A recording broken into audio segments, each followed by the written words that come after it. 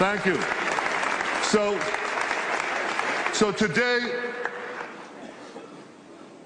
I want to ask you, you remember that great Clint Eastwood movie, The Good, the Bad, and the Ugly?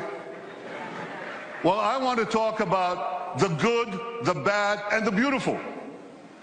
The good are all the good things that we are doing in Israel that are helping make the world a better place. The bad are all the bad things that malevolent forces are trying to do to Israel and to the world. And specifically, I'm talking about Iran. And the beautiful, well, that I'll leave to the last. So first, the good news. Israel has never been stronger militarily. Tremendously strong.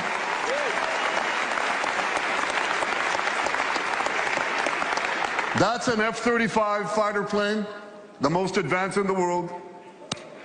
That's an Iron Dome interceptor and many other systems that we developed with the help of America. Thank you, America. Thank you, successive American presidents. Thank you, Congress, Republicans and Democrats alike. Thank you, AIPAC, for helping bring this about. You're terrific. And this incredible military is buttressed by superb intelligence, unmatched in the world. Can you see me? I can hardly see you. I have to get closer. Yeah, I see you. That's good. Superb intelligence. You know, in the last few years, Israel's incredible intelligence services have foiled dozens of major terrorist attacks across the world in dozens of countries. That plane, a plane like that, could have been blown out of the sky if it weren't for Israeli intelligence. A plane heading from Australia to the Persian Gulf. You're boarding planes when you leave this place. You are safer because of Israeli intelligence. It not only protects Israeli lives, it protects innocent lives around the world.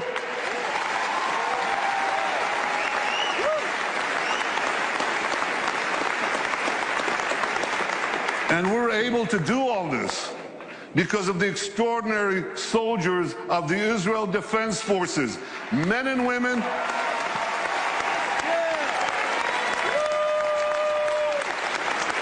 Let's look at them. Men and women,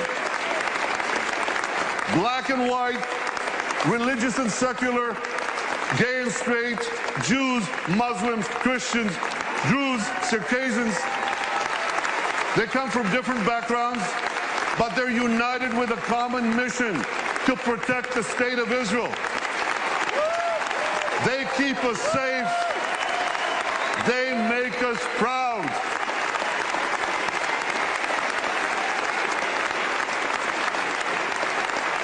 Thank you. Now I know there are quite a few veterans of the Israeli army here. So I want you to stand up. I want you to be recognized. Stand up. Stand up.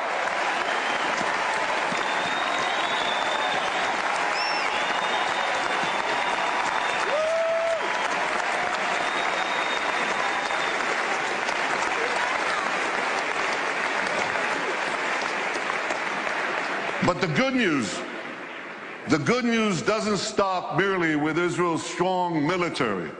It continues with Israel's strong economy. It's a tremendously strong economy. And I'll tell you, we made it stronger by moving Israel to free market principles, which unleashed the spark of genius embedded in our people into innovation, entrepreneurship. And there's a revolution taking place. This couldn't happen at the better time. Look at the 10 leading companies in 2006. 5 energy companies, one IT company, Microsoft. And a mere 10 years later, 2016, a blink of an eye in historical terms. It's completely reversed. 5 IT companies, 1 energy company left. The true wealth is in innovation. You know these companies, Apple, Google, Microsoft, Amazon, Facebook. Guess what? They all have research centers in Israel. All of them. Major research centers. And they're not alone. There are hundreds more. And there's a reason. Something is going on. It's a great change. It's, you want to hear jargon? It's one sentence. This is a terrible sentence, but I have no other way to say it. It's the confluence of big data, connectivity, and artificial intelligence. Okay? Did you get that? You know what that does? It revolutionizes old industries and it creates entirely new industries. So here's an old industry that Israel was always great in, agriculture. We're always good in agriculture. But now we have precision agriculture. You know what that is? See that drone in the sky? He's connected to a big database. And there are sensors in the field. And in the field, there's drip irrigation and drip fertilization. And now we can target, with this technology, the water that we give, the fertilizer that we give, down to the individual plant that needs it. That's precision agriculture. That's Israel.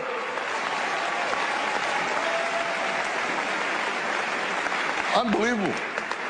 You know, we were always good in water. I want you to see how good we are. So we recycle almost 90% of our wastewater. The next country with less than 20% is Spain. You can see how Israel, what it does for water, what it does for the environment. So when you take these two things, agriculture and water, and the other technologies that we apply in both, we can change the world. We are. We are. I just heard about an African woman in Africa has to walk 8 hours a day to give water to her children. 4 hours one way to a well, 4 hours back. And a young Israeli company brought in this technology that improves on Moses. You remember Moses? He brought water from a rock. They bring water from thin air. They bring water to Africa, to millions of people in Africa. Israeli technology. And I was just recently in India. That's my friend, Prime Minister Narendra Modi. Great friend. I'm showing him cherry tomatoes. This is in Gujarat, India. This is Israeli technology. And what I heard there was fantastic. Farmers came from the region. There's an experimental farm there and a place where Israel gives technology know-how to Indian farmers. 65% of India's population are farmers. And one farmer after the other gets up and says, because of Israeli technology, I've increased my crop yields and my income 3 times, 4 times, 5 times. Israel is changing the world in India, in Asia, in Africa, in Latin America, everywhere. These are the old industries. Now there are new industries. Israel is literally, how can I say this? Israel is literally driving the world. I'm talking about autonomous vehicles. Israel is a world leader in autonomous vehicles. 500 tech companies that sprang out almost instantaneously. And one of them, Mobileye, up there on the left, was just sold to Intel for the paltry sum of $15 billion. But the interesting thing is that Intel said to them, here are the keys to our 30 worldwide autonomous vehicle businesses. You run it. Israeli technology is driving the world. And one last industry, there are many more, but one more that you're all familiar with. You have bank accounts? You should. Okay. Well, you don't want anyone hacking into them, right? Or into your cars, or into the planes you ride. You need cyber security. Everybody needs cyber. Israel has become a world leader in cyber security. Look at how much they invest in the hundreds of Israeli startup companies, tremendous companies. But here's another factor that you should know. Israel's population is how much? Who knows? Class? 8 million. It's closer to 9, but it's about between 8 and 9 million, that's correct. And what percentage of that is of the world's population? Oh, come on. It's 1/10 of 1%. So what percentage do we get of the world global investment in cybersecurity, in private investment in cybersecurity? We're 1/10 of 1% of the world's population, and we get a whopping 20% of global private investment in cyber. We're punching 200 times above our weight. Not 2 times, not 10 times, not 100 times, 200 times above our weight. That's one heck of a punch. Very strong. Now here's how the dots connect.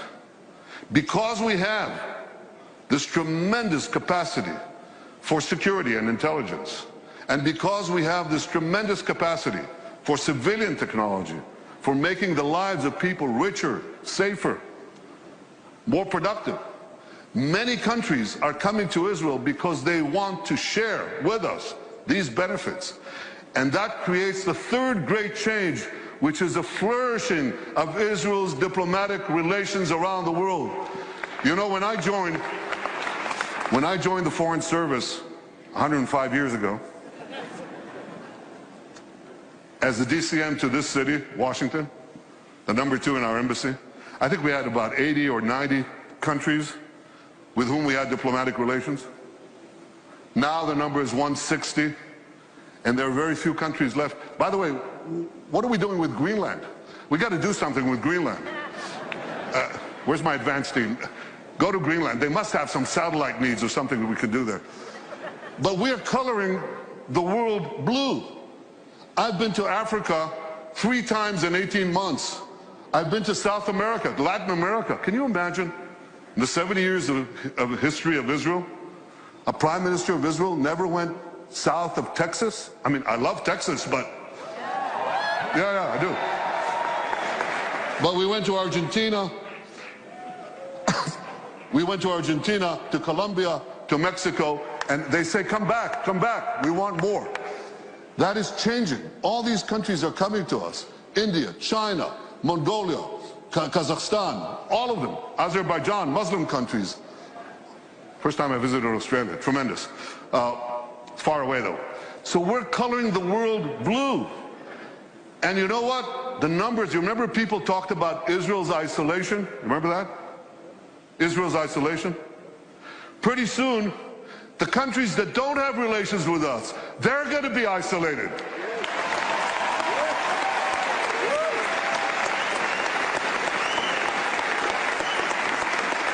There are those who talk about boycotting Israel. We'll boycott them.